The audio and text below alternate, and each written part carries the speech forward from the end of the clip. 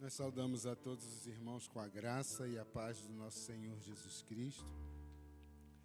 Mais uma vez estamos aqui com essa oportunidade e responsabilidade de compartilhar a palavra de Deus.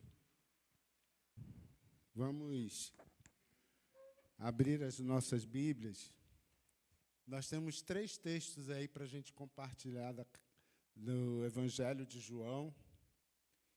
E eu tenho certeza que, como Deus falou ao meu coração, há de falar com vocês.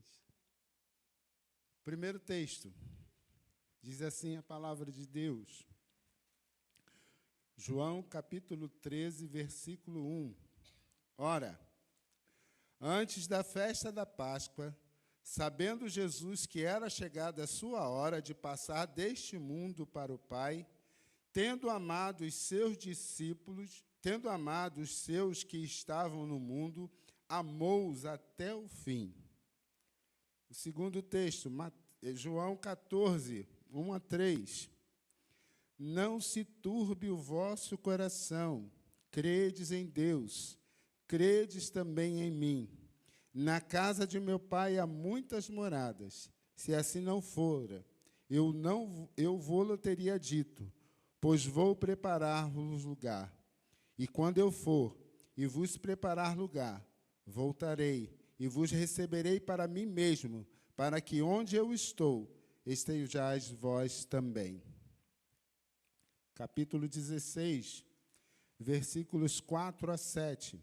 Ora, estas coisas vos tenho dito para que, quando a hora chegar, vos recordeis de que eu vou-las disse.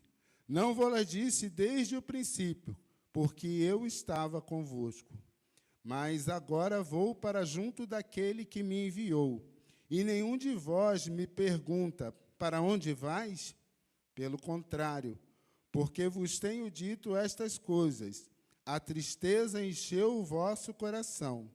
Mas eu vos digo a verdade, convém que eu vá, porque se eu não for, o Consolador não virá para vós outros. Se, porém, eu for, eu vou-lo enviarei. E o capítulo 17, versículos 1 e 2. Tendo Jesus falado estas coisas, levantou os olhos ao céu e disse: Pai, é chegada a hora. Glorifica o teu Filho, para que o Filho te glorifique a ti. Assim como lhe conferiste autoridade sobre toda a carne, a fim de que ele conceda a vida eterna a todos os que lhe deste. 4 textos. E nesses 4 textos, Jesus está compartilhando uma coisa que eu quero compartilhar com vocês. Eu queria compartilhar com vocês sobre a hora da despedida. Despedida é uma coisa que fatalmente todos nós passamos, ou iremos passar. Nós nos despedimos, às vezes, de um parente que veio nos visitar e depois vai embora. Né? Tânia passou por isso agora. Foi fazer uma visita aos seus parentes lá no Nordeste e agora voltou. Teve um momento de despedida, né? De deixar a família que lá está para retornar para a família que aqui ficou. Então, a despedida, ela acontece constantemente na nossa vida. Nossa vida, ela é constantes despedidas. Mas Jesus traz aqui para nós, para a gente pensar, algumas considerações, algumas reflexões acerca da sua despedida. Porque Jesus, ele está falando com seus discípulos e preparando os seus discípulos para o momento em que ele ia deixar a presença deles. E é sobre isso que eu queria que você pensasse. A hora de despedida.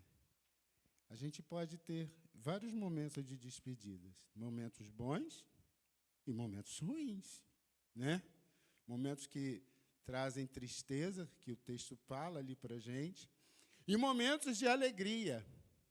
E nesse caso aqui, qual seria a condição? Tristeza ou alegria? Isso que a gente precisa pensar. A gente precisa ver, à luz do texto, na visão que João traz para nós, a reflexão de que a despedida, ela vai chegar num determinado momento. Ela vai chegar porque não tem como ficarmos sem passar por isso. Porque despedida faz parte da nossa vida. Daqui a pouco, nós vamos nos despedir. Cada um vai para a sua casa. E só retornaremos, alguns na terça, né, as irmãs, outros na quarta, na quinta, e depois, novamente, no domingo pela manhã. Nós, de vez em quando, estamos passando por momentos de despedida, mas também passamos por despedidas que causam um pouco de dor, porque a pessoa não vai estar mais conosco. Pessoas que nos deixam, que nós só vamos encontrar na glória. Outros nem na glória vamos encontrar. Mas Jesus, quando ele está falando da sua despedida, ele está falando sobre algumas coisas importantes. A primeira coisa que eu queria compartilhar com vocês é os principais ensinos de Jesus na sua despedida. Jesus traz alguns ensinos neste momento em que ele vai se despedir dos seus discípulos. Primeiro, amor e unidade. Jesus ensina aqui que ele ama os seus discípulos, porque ele estava unido com eles. Versículo 1 do capítulo 13. Olha o que diz o texto, vamos lá. Ora, antes da festa da Páscoa, sabendo Jesus que era chegada a sua hora de passar deste mundo para o Pai, tendo amado os seus que estavam no mundo, amou-os até o fim. Até no momento de dificuldade, de adversidade, de dor que Jesus passou, ele não deixou de amar os seus discípulos. Ele não deixou de expressar o seu amor aos seus discípulos. Mas por que ele expressou esse amor? Para que esse amor, demonstrado a partir dele, trouxesse os seus discípulos para uma condição de unidade. Uma condição de estarem juntos, de se unir, de estabelecer uma aliança entre eles. E eu escrevi uma coisinha aqui. A unidade entre os discípulos é vista como um testemunho de amor desta unidade. Que unidade? A unidade que eles aprenderam com Jesus. Do amor que eles aprenderam com Jesus, porque Jesus demonstra esse amor para eles.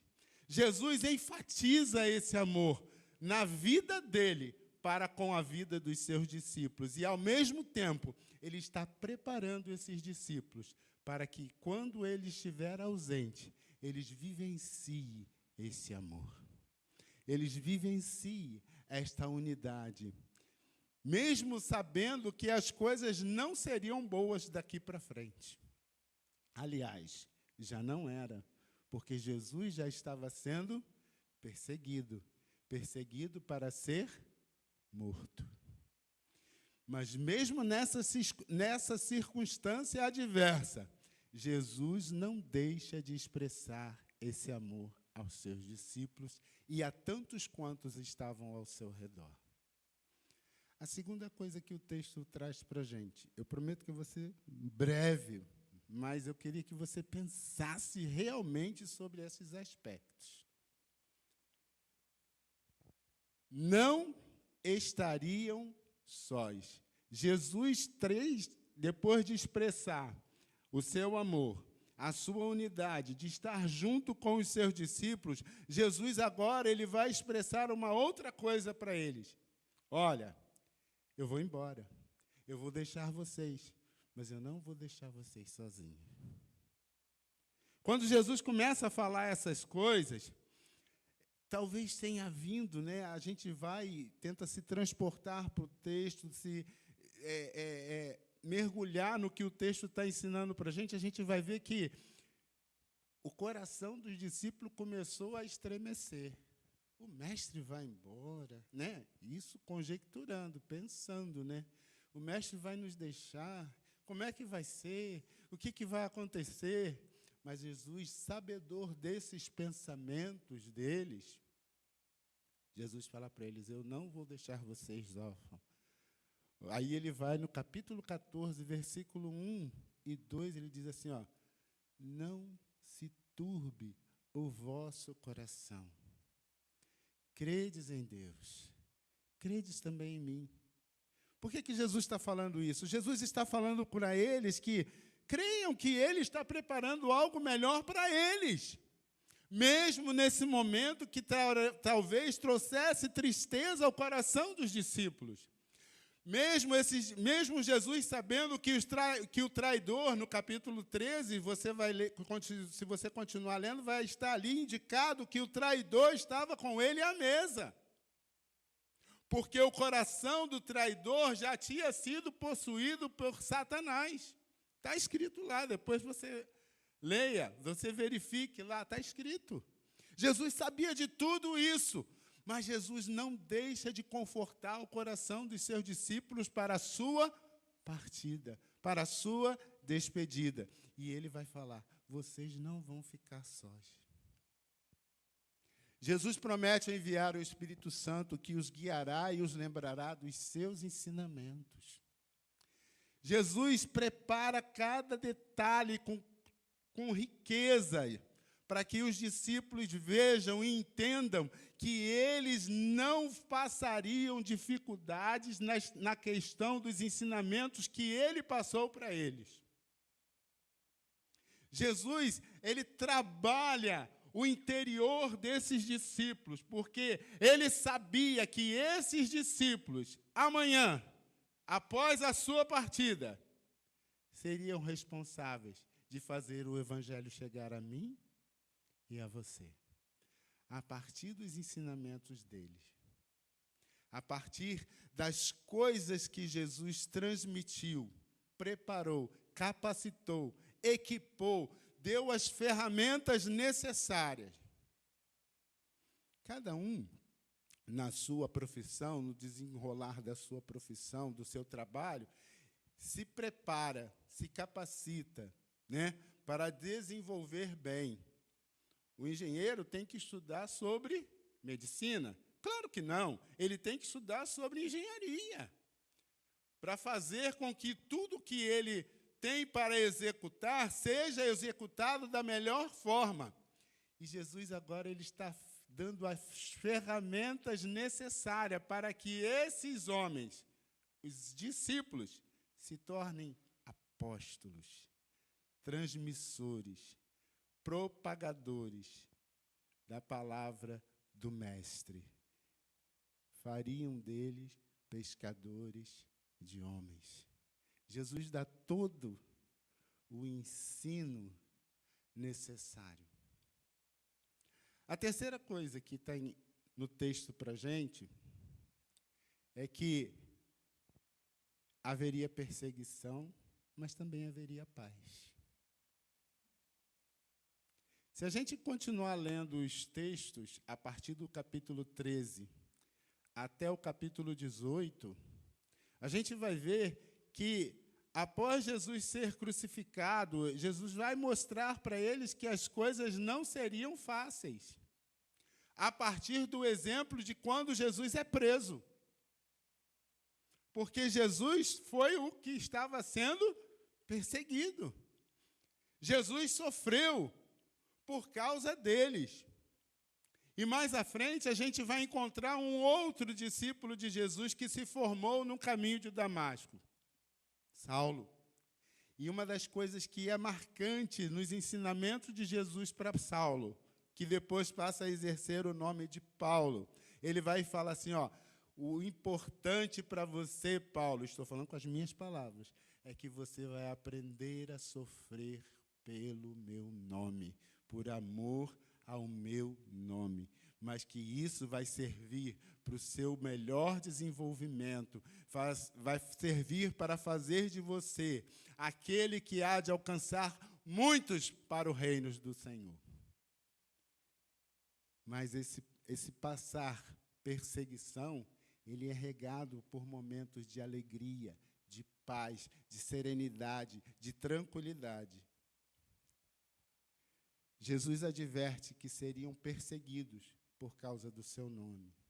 Jesus adverte que a perseguição seria uma constante, tanto que os discípulos, a partir de que Jesus morre e é ressuscitado, o que acontece? A perseguição aumenta e eles precisam se espalhar. Mas por que foi necessário se espalhar? Para que o evangelho se multiplicasse.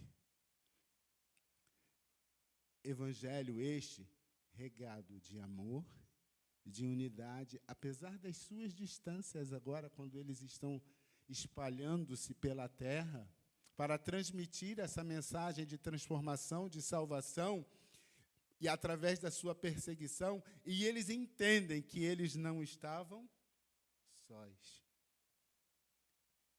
A despedida fez com que esses homens amadurecessem, esses homens crescessem, esses homens desenvolvessem, esses homens frutificassem, esses homens fossem plantadores de novas crias, novas vidas. E eu farei de vocês pescadores de homens. Jesus preparou em cada detalhe, em cada situação, as condições totalmente necessárias para o desenvolvimento desses discípulos. Irmãos, é muito fácil ser cristão nos nossos dias e no Brasil. A gente não sofre nada de perseguição. Mas a gente vê, por relatos de alguns irmãos nossos que sofrem lá fora, e a gente tem orado por isso. A gente tem visto o quanto eles padecem por perseguição, por causa do amor de Jesus. Mas eles não deixam de enxergar que, apesar das lutas, apesar dos sofrimentos, apesar das dores, eles encontraram a paz. Porque não há paz maior do que ter Jesus na sua vida. Estou terminando. Jesus ensina para eles que eles precisam viver em oração. Jesus ensina para eles que a prática de oração é uma prática necessária todos os dias. O capítulo 17, ele vai falar isso de que forma? Na oração sacerdotal dele. Jesus vai e ensina para a gente que ele, tendo falado estas coisas, preparou e mostrou para os seus discípulos que ele seria glorificado no Pai, e o Pai glorificaria o Filho. Assim como lhe conferiste autoridade sobre toda a carne, a fim de que ele conceda a vida eterna a todos os que eles lhes deste, ou seja, que o Pai lhe deu.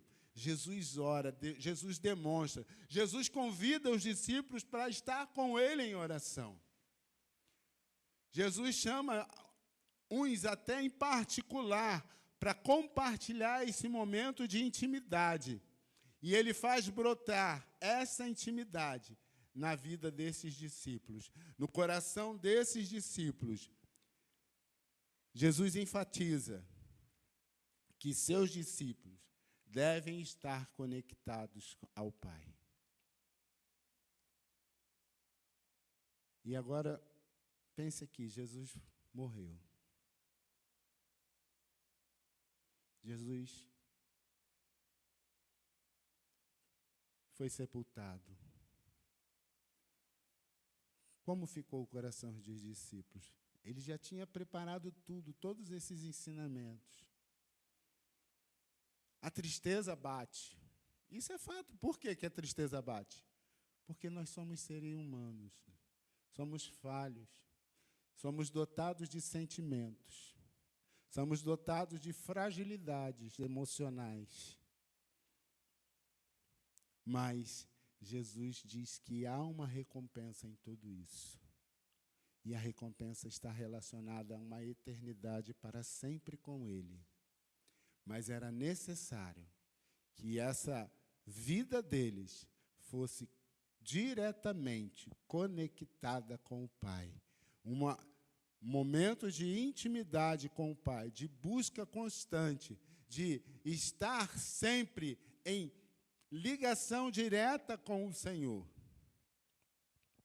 Hoje, nos nossos dias, a gente está o tempo todo conectado no celular. Eu acho que não tem ninguém aqui que esteja com o celular que está aqui dentro, que esteja com o celular, que esse celular não esteja conectado a uma internet. Sim ou não? Tenho certeza que todos estão conectados. E essa conexão, ela precisa ser real na nossa vida, como servos do Senhor. Uma conectividade direta, constante, com o Pai. Carta de Paulo, carta aos Hebreus, diz assim, segui a paz com todos e a santificação sem a qual ninguém verá o Senhor. Ter essa vida de oração Jesus deixa claro. Vou ler aqui uma outra coisa. Jesus deixa claro que essa vida de oração vai produzir cada vez mais no interior do homem, no interior do servo, no interior do discípulo, mais uma coisa: a prática de viver em amor. E quando a gente entende isso, ele mostra: vivam em amor.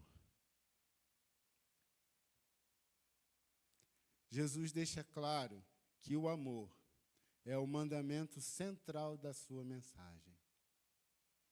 Um amor que manifesta no serviço aos outros e na obediência de seus ensinamentos.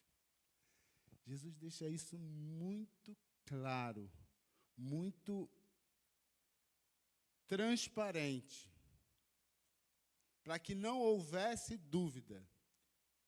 E ele deixa de forma tão clara, tão objetiva, que os discípulos vão vivenciar isso na prática. No início, eles precisaram se lembrar, porque eles ficaram apavorados com as circunstâncias que agora eles estão enfrentando, na ausência do Mestre. Lá no livro de Atos, no capítulo 1, vai falar que os discípulos estavam no lugar quando Jesus sobe aos céus. E no meio deles aparece o quê? O anjo.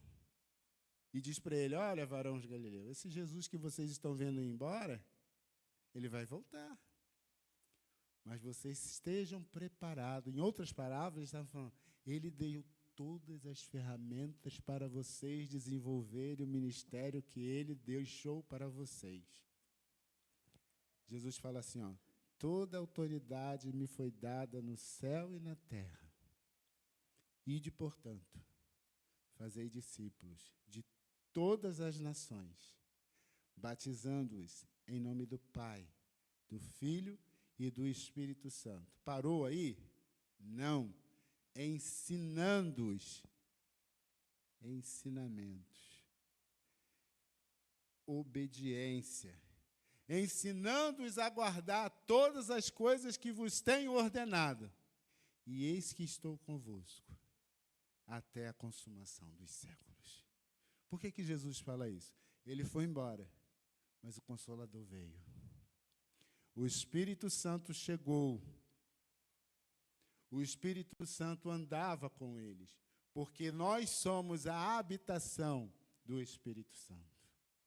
O Espírito Santo tomou a vida desses discípulos. É o que eu falei.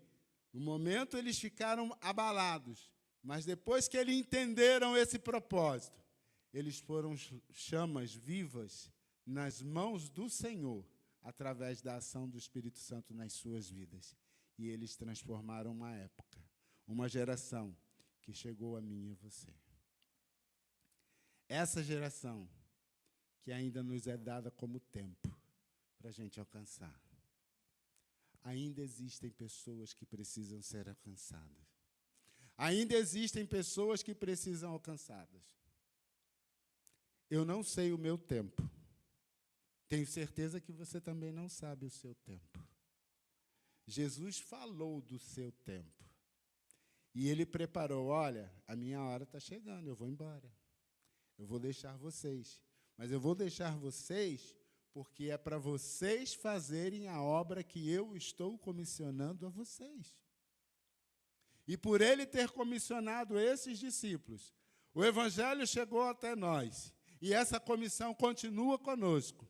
E a gente precisa dar continuidade a isso. É fácil? Não é.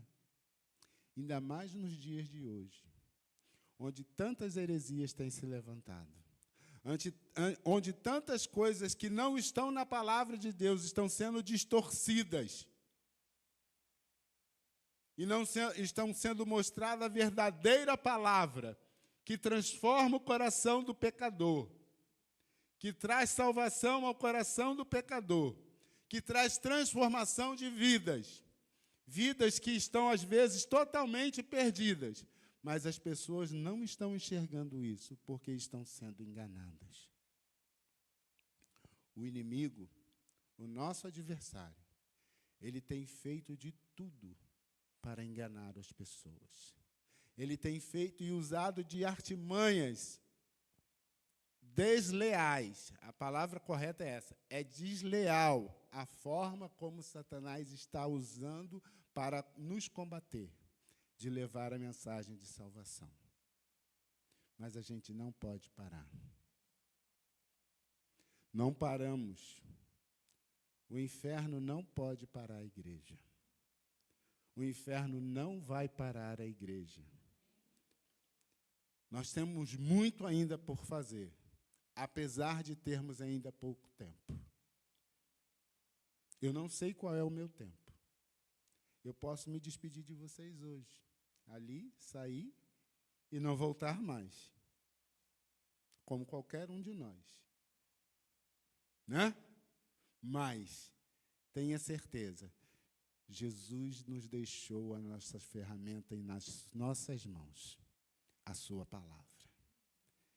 Nos deu aquele que nos ensina, que nos prepara, o Espírito Santo, para que nós sejamos usados por ele para transformar vidas. E concluindo, a despedida de Jesus é um momento de preparação para a despedida física, mas também um momento de fortalecimento espiritual de seus seguidores. Jesus não deixou de enfatizar isso. Vocês não estarão fragilizados. Eu estou com vocês. Porque eu e o Pai somos um, assim como o Espírito também é um. Hoje eu falei na classe, né? A gente tem sempre o 3 em 1 com a gente. Pai, Filho e o Espírito Santo. É Ele que faz com que a gente entenda, desenvolva, cresça, multiplique e fortaleça, para sermos bênção nas suas mãos. E por isso Ele nos envia. Então, que nesta noite, o Espírito Santo de Deus, que é a ação dos ensinamentos de Jesus para os discípulos, sirvam para a gente entender que o nosso tempo é curto, que a nossa despedida está chegando. A nossa despedida de onde? Deste mundo. Mas o mundo ainda precisa conhecer que Jesus é a luz do mundo, que Jesus é o Salvador do mundo, que Jesus é o único que pode transformar um coração pecador. Não há outro nome que importa que sejamos salvos. Jesus. Que Deus nos abençoe. Amém.